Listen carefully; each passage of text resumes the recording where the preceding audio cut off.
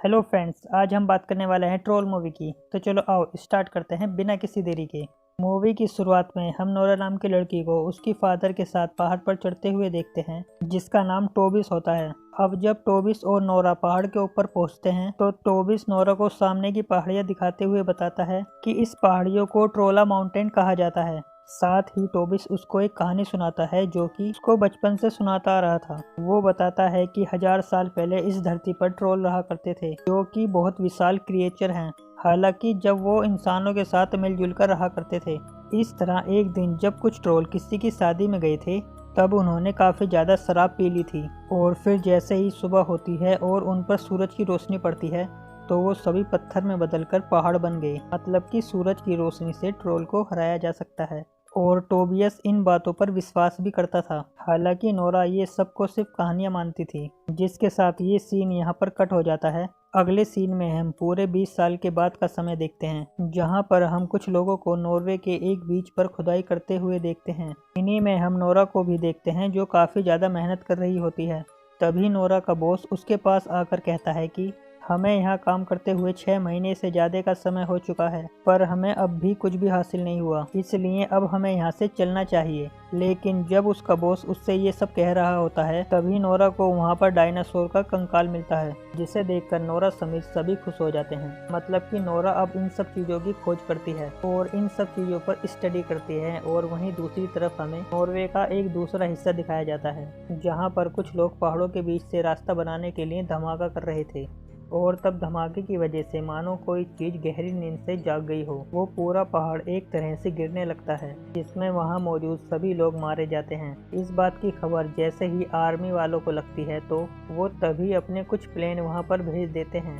इसी तरह पहाड़ों में हुई हलचल की खबर प्राइम मिनिस्टर को भी मिलती है, जिस पर उनका एडवाइजर उनको सलाह देता है कि उन्हें इस जरूरी मीटिंग में एक पेलिएंट एंटोलॉजिस्ट को भी बुलाना चाहिए, जिसके लिए पीएम मान जाती हैं और फिर एक हेलीकॉप्टर को नोरा को लेने के लिए भेज देती हैं। यहाँ नोरा को ये बताया जाता है कि ये नेशनल सेफ्टी से जुड़ा हुआ मामला है। जिसके बाद नोरा की मुलाकात एंड्रियस से होती है, जिस पर नोरा उसे इस तरह बुलाने पर गुस्सा करती है, पर वहाँ काफी लोग मीटिंग शुरू करने के लिए उसका इंतजार कर रहे थे। यहाँ पीएम भी मौजूद होती है। अब नोरा और बाकी सभी की मौजूदगी में वहाँ कुछ फोटोज दिखाए जाते हैं, जहाँ ये हादसा हुआ था। और उसे देखकर नोरा बताती है, ये जो बड़े बड़े गड्ढे हुए हैं, ये असल में किसी क्रिएचर के बड़े पैरों के निशान लग रहे हैं। साथ ही एक वीडियो में नोरा एक अजीब सी आकृति देखती है, जो कि बहुत ही बड़ी थी और साथ में उसके 2 हाथ और 2 पैर भी थे। जिसके बाद हमें नॉर्वे के ओस्लो शहर में एक कपल अपने घर में चाय पीते हुए दिखाए जाते हैं। तभी अचानक उन्हें भूकंप आने का एहसास होता है और इसलिए दोनों अपने घर में बने बेसमेंट में छिप जाते हैं। और तभी कोई चीज उनके पूरे घर को तबाह करते हुए आगे बढ़ जाती है। अब क्योंकि ये भी घटना अजीब थी, इसलिए रियाज के साथ नोरा भी इस जगह पहुंचती है। अब यहाँ पहले से ही आर्मी वाले आ चुके थे और यहाँ पर नोरा की मुलाकात एक क्रिस नाम के आर्मी वाले से होती है, जो नोरा को बताता है कि उन्हें काफी बड़े बड़े पैरों के निशान पहाड़ों की तरफ जाते हुए दिखे हैं। लेकिन करीब 20 किलोमीटर की दूरी के बाद वो निशान कहीं भी नहीं थे। इस वजह से इन्हें समझ नहीं आ रहा था कि इतनी बड़ी चीज आखिर कैसे गायब हो सकती है।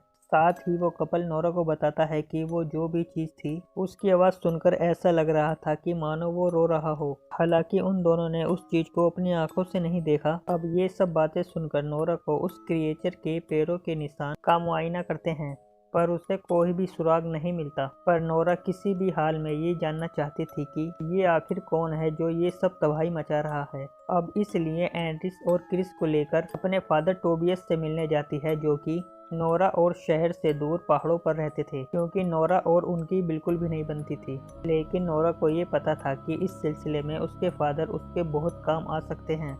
अब इसके पास पहुंचते ही ये सब पर गन तान देता है, पर वो जब नोरा को देखता है तो सभी को घर के अंदर आने देता है। फिर जब नोरा वही सब बताती और दिखाती है जो अब तक हुआ है, इस पर नोरा के फादर टोबियस कहता है कि ये क्रिएचर असल में ट्रोल है, जिसे करीब 1000 साल पहले लोगों ने खत्म कर दिया था। जिसके पीछे कुछ वजह थी, पर कोई भी टोबियस की बात पर यकीन नहीं करता। हालांकि टोबियस उनके साथ उस जगह को देखने के लिए जाता है, जहाँ पे पैरों के निशान गायब हुए थे। और यहाँ पर खड़े होकर नोरा और टोबियस टोबियस ट्रोल के बारे में बात कर रहे थे कि अचानक उनके पीछे एक बड़ा सा मॉन्स्टर उठकर खड़ा होता है, जिसे अब तक ये लोग एक चट्टान समझ रहे थे। हालांकि जल्दी से ये लोग उस जगह से हेलीकॉप्टर से निकल जाते हैं, लेकिन इस शैतान की लाइव फोटो पीएम तक पहुंच जाती है। जिसने भी उस मॉन्स्टर को देखा वो सभी हैरान थे। हालांकि टोबियस काफी खुश था, क्योंकि उसका मानना था कि वो मॉन्स्टर नहीं बल्कि ट्रोल है, जो कि किसी को भी बिना मतलब के नुकसान नहीं पहुंचाता। ये बात वो नोरा के साथ पहुंचकर पीएम को भी समझाने की कोशिश करता है, लेकिन पीएम चाहती थी कि इस मामले को आर्मी वाले अपने हिसाब से देखें, मतलब कि ये लोग अब ट्रोल पर हमला करने वाले थे। ये देखकर नोरा क्रिस से उनको भी उस ऑपरेशन पर ले जाने को कहती है, इसलिए वो उन्हें भी अपने साथ ले जाता है। फिर एक जगह पहुंचकर ये ट्रोल का इंतजार करने लग जाते हैं। अब जैसे ही कुछ देर बाद वो वहां आता है तो उस पर बम और गोलियां चलाना शुरू कर देते हैं। ये सबसे ट्रोल का बाल विवाह का नहीं होता, पर उससे गुस्सा जरूर आ जाता है और इसी गुस्से की वजह से वो वहां पर काफी सारे लोगों को मार देता है। अब ये देखकर टोबियस उस ट्रोल को शांत करने के लिए अकेला ही उसके सामने चला जाता है, जो कि काफी हद तक उसे शांत भी कर देता है। पर आर्मी वाले जैसे ही ट्रोल पर दोबारा हमला करते हैं तो वो गुस्से में टोबियस को एक तरफ फेंक देता है, जिससे उसकी वहीं पर मौत हो जाती है। पर वो मरने से पहले नोरा को रॉयल पेरिस जाने के लिए कहता है, जिसका मतलब वो समझ नहीं पाती और साथ ही ट्रोल भी वहां से चला जाता है। इसके बाद नोरा अगली सुबह ट्रोल के बारे में पढ़ती है, जिससे उसे पता चलता है कि ट्रोल पुराने समय पर चर्च पर पत्थर मारा करते थे, क्योंकि उन्हें घंटियों की आवाज़ पसंद नहीं थी। इसलिए वो क्रिस के जरिए ट्रोल को रोकने के लिए पीएम से एक और मौका मांगती है, जो कि पीएम उसे दे भी देती है। अब इधर शहर में ट्रोल घुस भी चुका था, जिस वजह से वहां पर काफी सारी अफरा तफरी मच जाती है। और तभी हम कुछ हेलीकॉप्टर देखते हैं जिसके नीचे बड़ी बड़ी घंटियां लगी होती हैं, जिनमें से एक में नोरा और क्रिस भी होते हैं। यहाँ हम देखते हैं कि घंटियों की आवाज से ट्रोल को काफी तकलीफ हो रही थी, इसलिए से वो उनमें से 3 हेलीकॉप्टर को चकनाचूर कर देता है।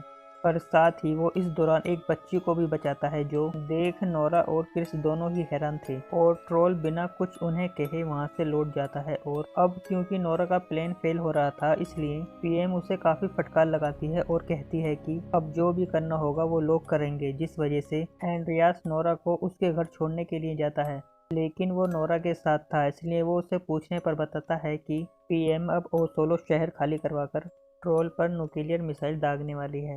ये सुनकर नोरा को याद आता है कि उसके फादर ने मरने से पहले उसे रॉयल पेरिस जाने के लिए कहा था, इसलिए अब दोनों रॉयल पेरिस की तरफ मुड़ जाते हैं, जहां पर एक चीफ ऑफिसर नोरा का स्वागत करता है, क्योंकि उसे पता था कि नोरा कभी न कभी यहाँ पर जरूर आएगी, क्योंकि वो उसके फादर के साथ काम कर चुका था।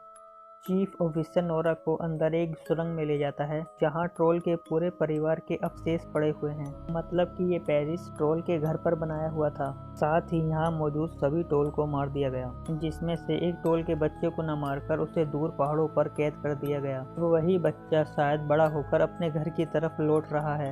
यहाँ नोरा को ये भी पता चलता है कि यूवी लाइट की मदद से ट्रोल को रोका जा सकता है, क्योंकि सूरज की रोशनी पड़ने पर वो पत्थर के बन जाते हैं। हालांकि दिन के उजाले में उन्हें कुछ भी नहीं होता। इसलिए नोरा क्रिस से बड़ी बड़ी यूवी लाइट लेकर एक खाली जगह पहुंचाने के लिए कहती है। साथ ही एंड्रियास एक लेडी से सिस्टम को हैक करने को कहता है, ताकि वो ट्रोल पर मिसाइल न दाग सकें। जिसके बाद ये लोग ट्रोल को अपने पीछे लगाकर उस जगह ले आते हैं, जहां पर क्रिस सारी लाइटों को जला देता है, जिससे ट्रोल रुक जाता है, क्योंकि उसे तकलीफ हो रही थी। हालांकि नोरा उसकी तकलीफ को देख नहीं पाती और जाकर सारी लाइटों को बंद कर देती है। फिर वो ट्रोल से कहती है वो यहाँ से पहाड़ों में लौट जाए, क्योंकि अगर वो यहाँ रहा तो इंसान उसे मार देंगे। यहाँ हम देखते हैं कि ट्रोन भी अब शांत हो चुका था, पर तभी सुबह हो जाती है और सूरज की रोशनी पड़ने पर ट्रोन एक पत्थर की चट्टान में बदल जाता है। जिसके बाद पीएम नोरा को ये सब शांति से निपटाने के लिए शाबाशी देती है। इसके बाद एंड में हम पहाड़ों से एक और ट्रोल को उठते हुए देखते हैं। इसका मतलब अभी और भी ट्रोल पहाड़ों में जिंदा हैं और यहीं पर ये मूवी भी खत्म हो जाती है।